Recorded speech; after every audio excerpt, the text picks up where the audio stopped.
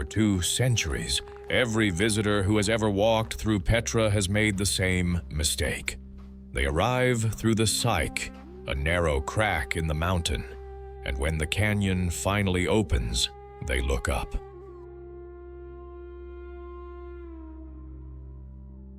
They see the treasury carved into rose-red rock, the monastery cut into the cliff face, and the royal tombs stacked in silent rows. They believe they are looking at the city. They are not.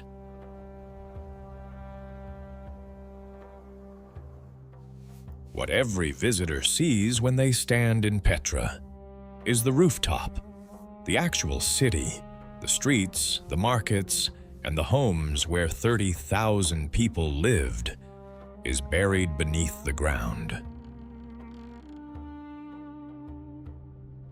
It is sealed under meters of flash flood sediment that accumulated over 2,000 years of silence. Archaeologists estimate that 85% of Petra has never been excavated. The vast majority remains untouched. Everything the world knows about this place, every mystery solved and discovery made, comes from the remaining 15%. What sleeps in the other 85% is something no living person has seen. Petra sat at the crossroads of empires, a strategic hub midway between Damascus and the Red Sea.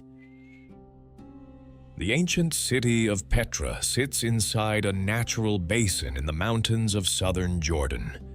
It is surrounded by sandstone that has been sculpted by 200 million years of water and wind.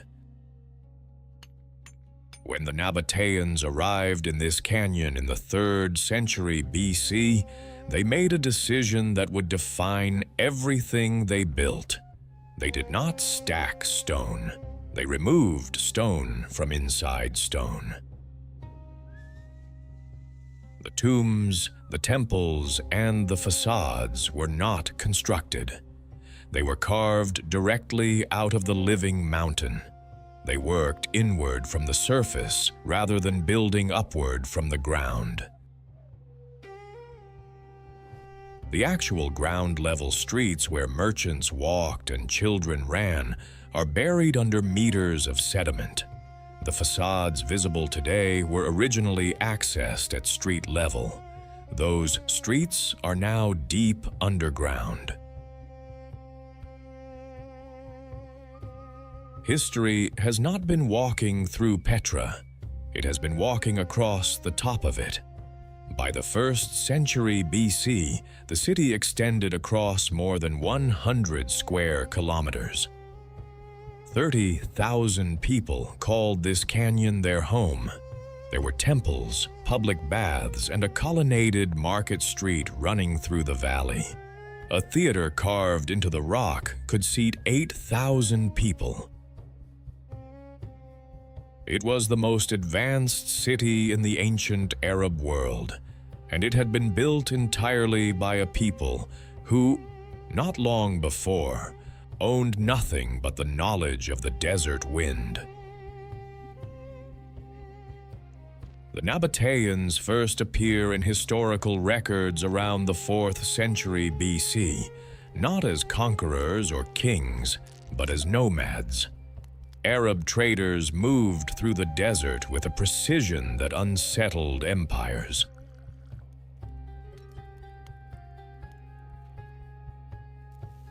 They built no permanent settlements, left almost no written records, and knew every water source and mountain pass.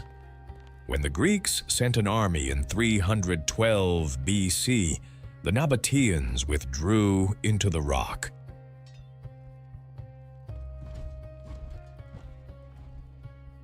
The mountain passes closed. The Greeks turned back. The Nabataeans had understood something empires consistently failed to grasp: that terrain in the right hands is not an obstacle, it is a weapon. By the 2nd century BC, They had positioned themselves at the intersection of the most lucrative trade routes on Earth. Frankincense from Yemen, silk from China, and spices from India all passed through this canyon. Silk, incense, and spice. Every major trade route on Earth converged here.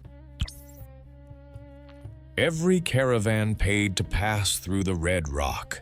A desert people with no river and no farmland had made themselves indispensable to the world.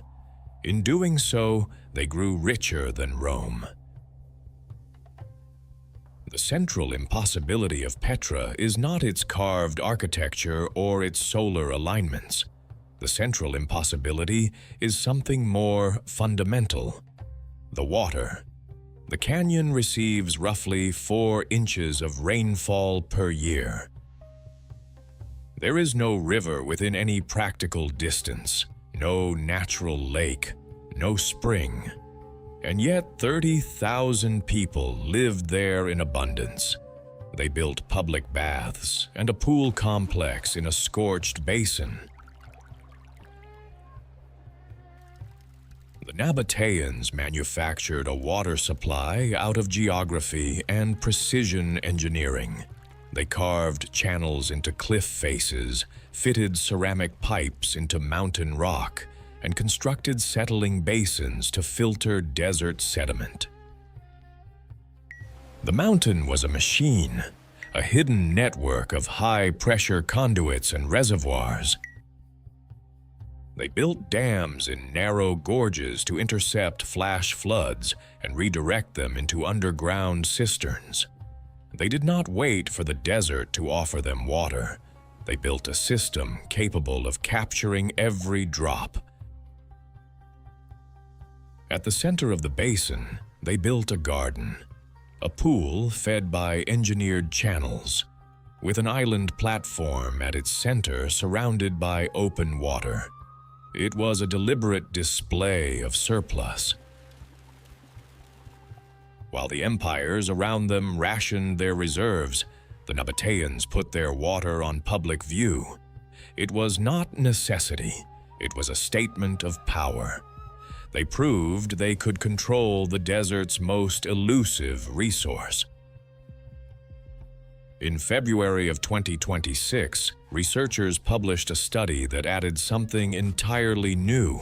A section of Petra's water network at the Ain Brak aqueduct contained something no one had anticipated: not clay, but lead.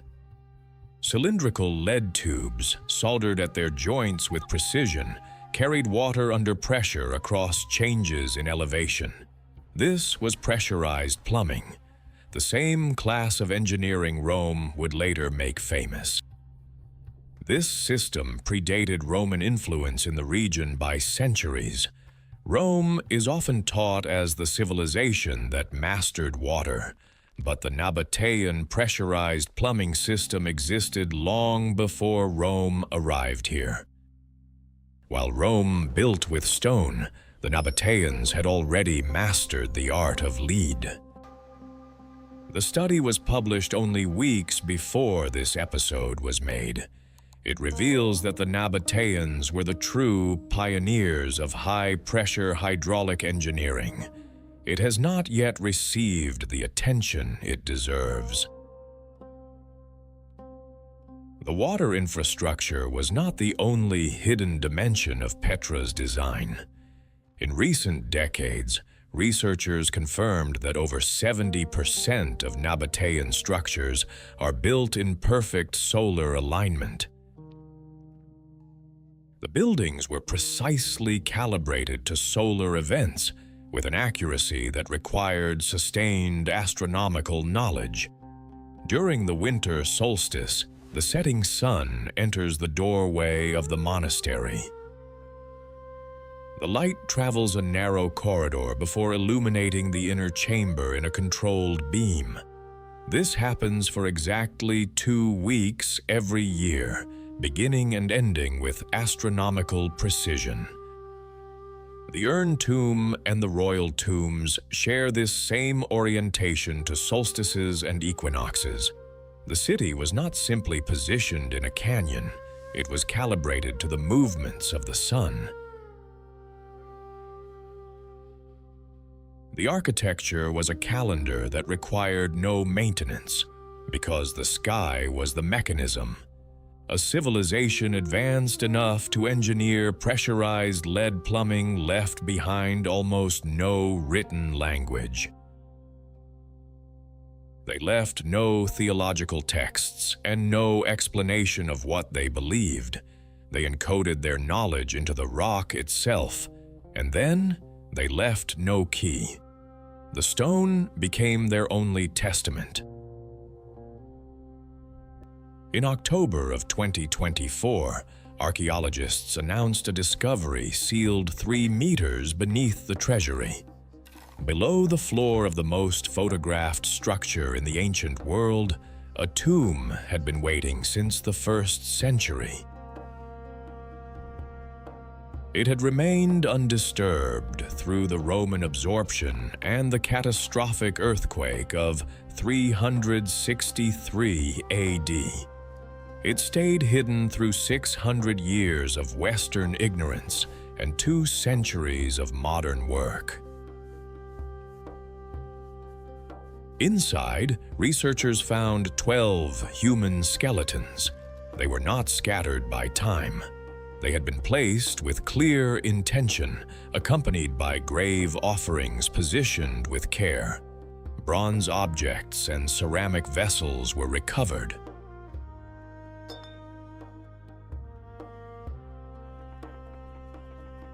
One cup closely resembled cultural depictions of the Holy Grail. Researchers clarified that it was a standard vessel from the late Nabataean period, but the cup was never the real discovery.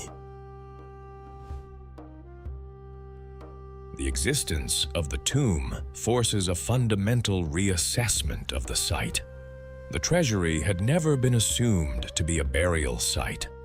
For 2 centuries, scholars assumed it was purely decorative architecture. The 12 skeletons beneath the floor overturned that assumption entirely. The Treasury was a mausoleum. Who those 12 people were and why they were interred here has never been established. In 106 AD, the Nabataean kingdom was absorbed into the Roman Empire through political arrangement. The kingdom became the Roman province of Arabia Petraea. New roads were built and Roman columns were raised. For a period, Petra continued to function on its engineering reputation, but maritime trade routes through the Red Sea became more efficient, and the overland caravans began to find other paths. Income slowed, the population thinned. Then, in 363 AD, a catastrophic earthquake struck the region. The engineered water system, the channels, cisterns, and lead pipes collapsed in the event. The standard historical account says Petra was emptied by the earthquake. That account is incomplete.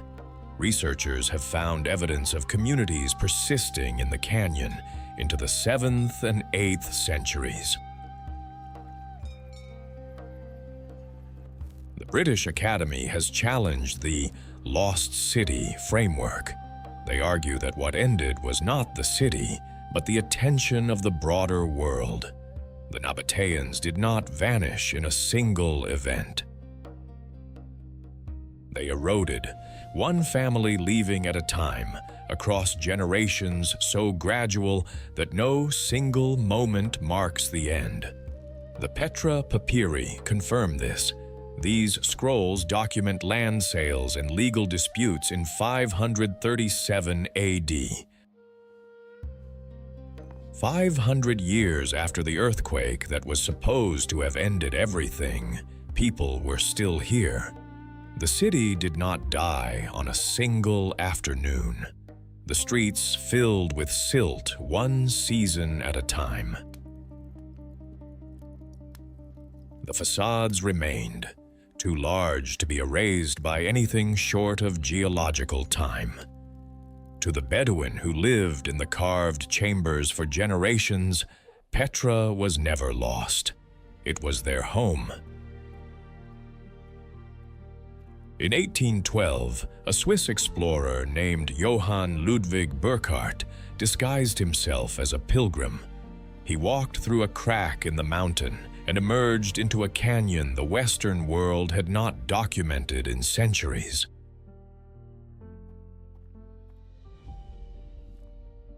In 2016, researchers using satellite imagery identified a structure that had been standing for 2,000 years without being recognized. It was a monumental platform the size of 2 Olympic swimming pools. It was positioned directly adjacent to Petra's main ceremonial area. No one had seen it because no one had looked from far enough away. It was found from space. Its purpose remains unknown. The map is incomplete. Beneath the silt, a vast, unmapped metropolis is waiting. The lead pipes are still buried. The 12 skeletons were sealed for 2,000 years. The monumental platform was invisible until a satellite resolved it. All of that comes from 15% of the city. The Nabataeans carved a civilization from rock, fed 30,000 people in a desert, and aligned an entire city to the sun. And then, one family at a time, they disappeared into the sand. We have been walking on the ceiling of their world, and we have not yet found the floor. Every discovery reminds us that the vast majority of their story is still waiting underground. If you value the preservation of these lost worlds, like this video and subscribe to Glyph Docs for Episode 5. The past is still waiting.